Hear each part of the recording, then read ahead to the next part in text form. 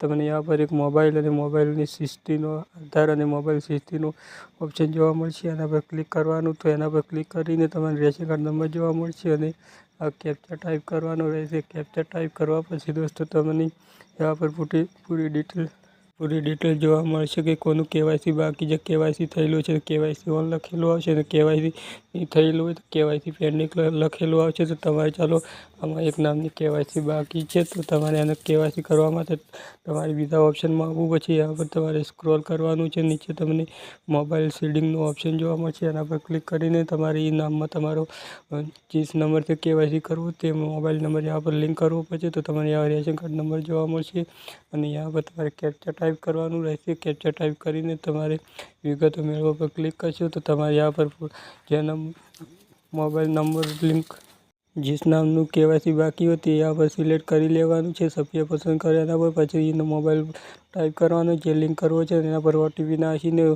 Generate પર OTP type કરશે તો નંબર લિંક થઈ જશે। નંબર લિંક કર્યા પછી તમારે यहाँ पर બીજો ઓપ્શન આવવું પડશે। यहाँ पर આધાર ઈ કેવાયસી પર ક્લિક કરશો તો यहाँ पर તમને આપણે ટિક કરી દેવાનું છે અને કાર્ડની વિગતો મેળવવા પર ક્લિક કરવાનું છે અને જે यहाँ पर રેશન કાર્ડ નંબર જોવા મળશે, કેપ્ચા ટાઈપ કરીને તમારે જે વ્યક્તિનું જે ના પર કેવાયસી કરવું તે સિલેક્ટ કરવાનું છે। પછી આધાર ઓટીપી જોશે, ઓટીપી આવશે, પછી એક કેમેરા ઓપન થઈ જશે અને કેમેરા ઓપન થશે તો यहाँ તમારું ફેસ રાખવાનું છે અને ફેસ રાખશો તો